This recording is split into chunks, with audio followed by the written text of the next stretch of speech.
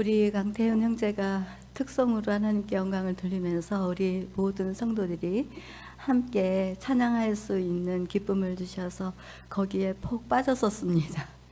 말씀 전하러 나와야 되는데 그냥 앉아 있었네요. 오늘은 예수님께서 십자가에서 죽음을 이기시고 다시 살아나신 날입니다. 부활절로 우리의 기쁨의 날이요, 축제의 날, 예배 오신 여러분들을 진심으로 사랑하고 축복하면서 우리 예수님의 부활 소식을 함께 나누었으면 좋겠습니다. 예수님이 부활하셨습니다. 우리 옆에 있는 분들께 같이 우리 인사를, 기쁨을 나눕시다. 예수님께서 부활하셨습니다.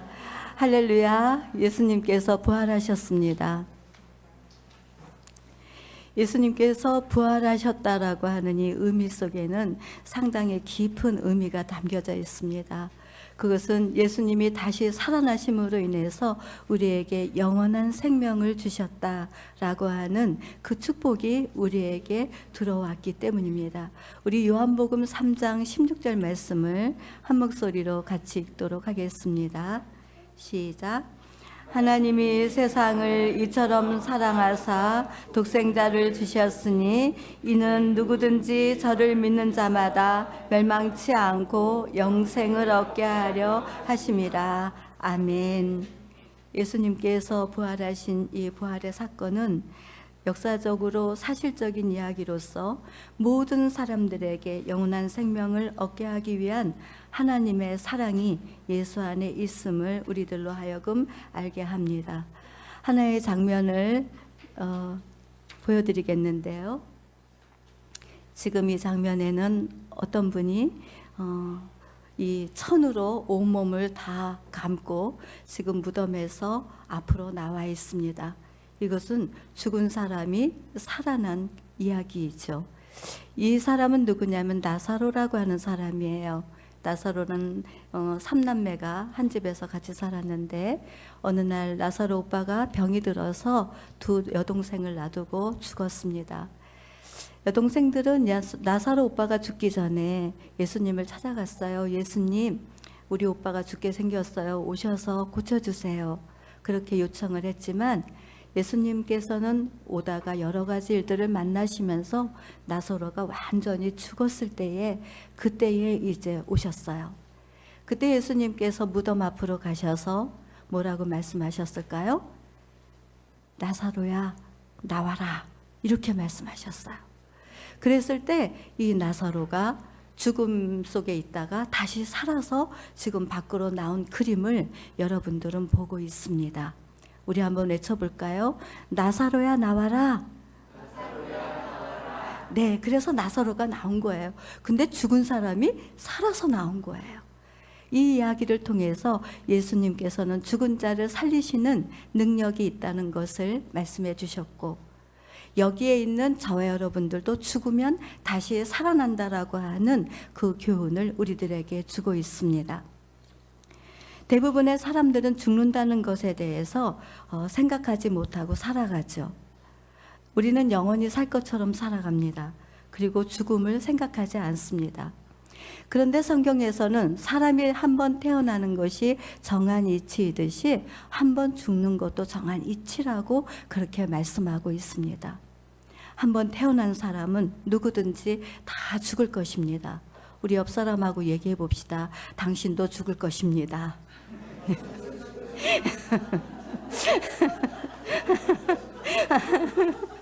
아이 참, 죽는 얘기를 하면서 이렇게 기분 좋게 얘기할 수가 있나요?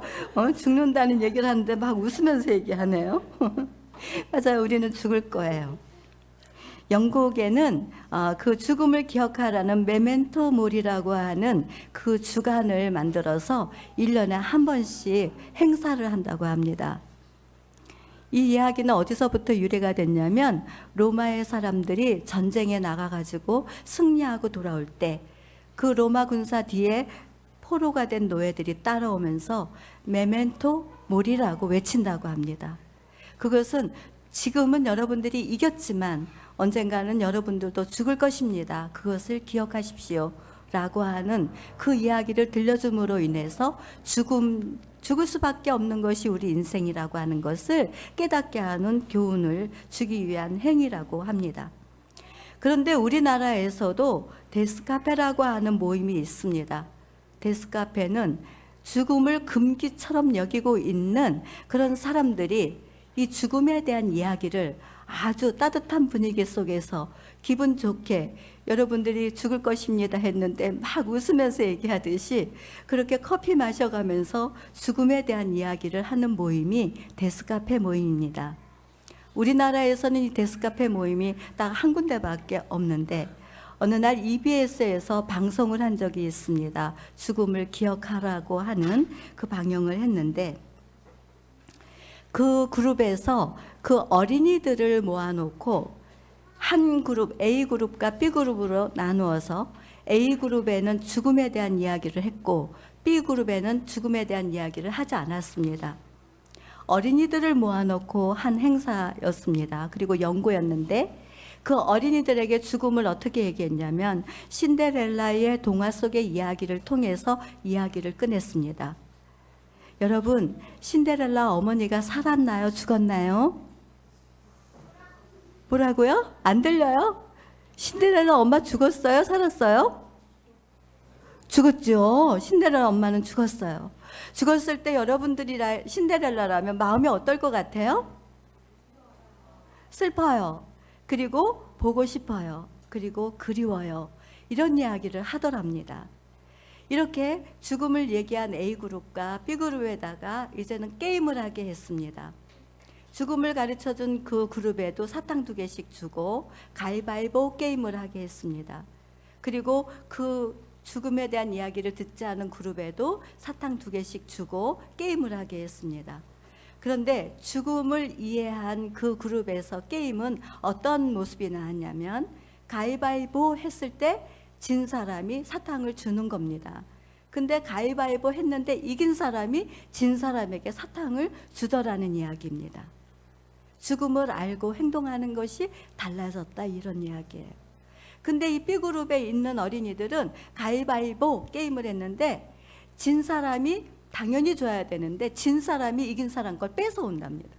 한 개도 아니고 가진 걸 다 뺏어가는 거예요.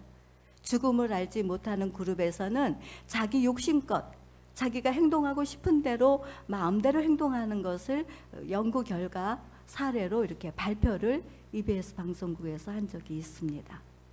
이렇게 죽음에 대한 이야기를 하면서 내세를 이야기하지는 않았다고 합니다. 지금 여러분들은 죽을 수 있습니다.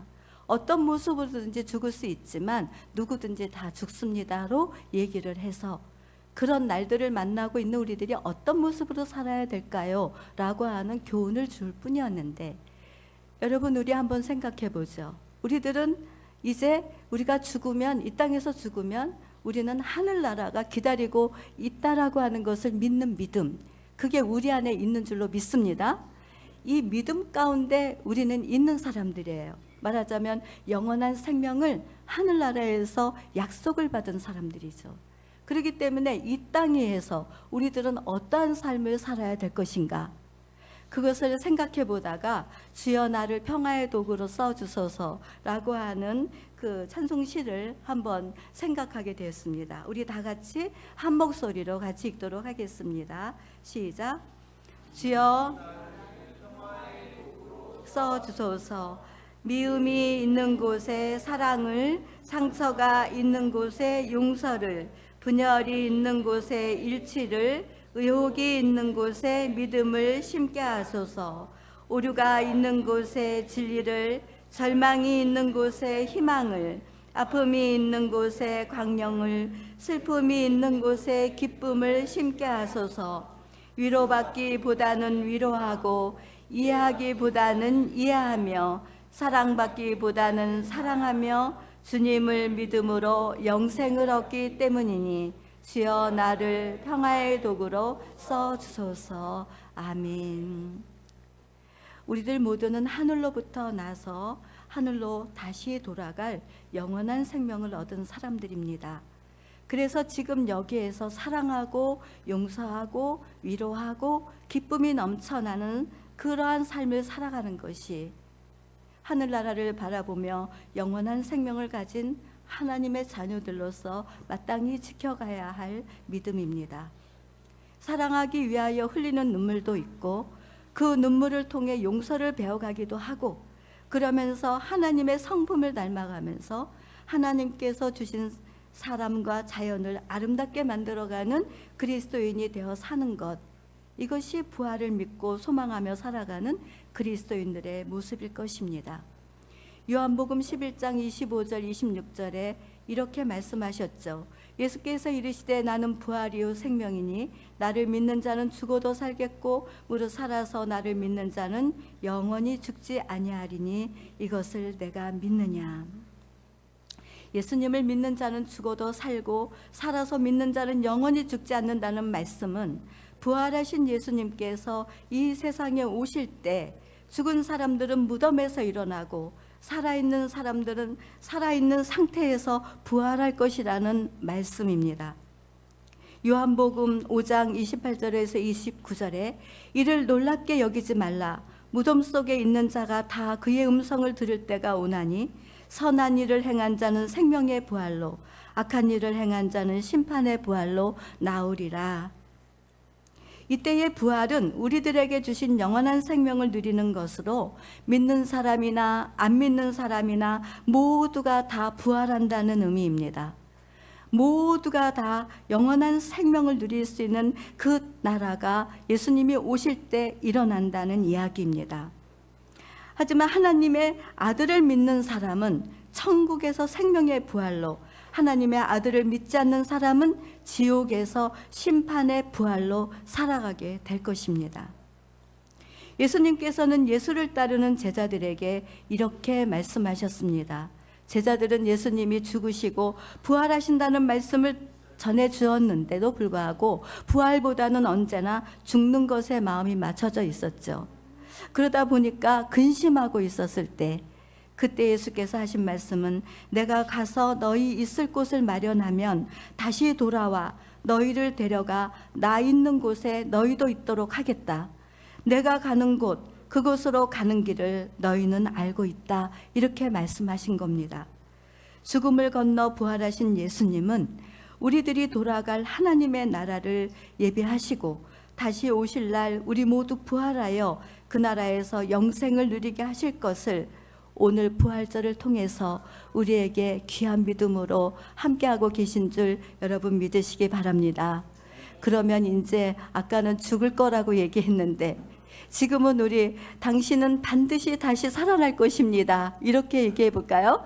당신은 반드시 살아날 것입니다. 할렐루야. 우리가 죽어야 부활을 보는 것이죠. 그래서 여러분들은 하늘나라에서, 천국에서 영원한 생명을 누리는 부활을 우리 하나님께서 우리에게 있음을 알게 하시려고 예수님을 죽음에서 다시 살아나게 하셨다라고 하는 이 진리, 이 진리의 말씀은 지금도 죽음과 절망과 고통 가운데 사망의 권세 아래 놓여 있는 사람들에게 얼마나 큰 위로가 될 것이며 그것이 얼마나 큰 소망이 될 것이며, 죽었다가 다시 살아난다라고 하는 이 진리는 우리들로 하여금 행복하게 하고 그 기쁨의 소식을 전하지 않고는 견딜 수 없는 삶을 살아가도록 하게 될 것입니다. 이것을 믿는 우리들이기 때문에, 그러기 때문에 지금 미움과 상처, 두려움과 죽음으로 고통받아 하나님의 심판과 멸망을 받게 될 예수를 믿지 않는 사람들에게 영원한 생명의 나라가 있음을 전해야 하는 것입니다. 우리 새사랑교회가 부활하신 예수의 능력을 나타내고 세상 모든 사람들이 영생을 얻도록 그 사랑을 전하는 교회로 날마다 새롭게 일어나기를 주님의 이름으로 기원합니다. 아멘.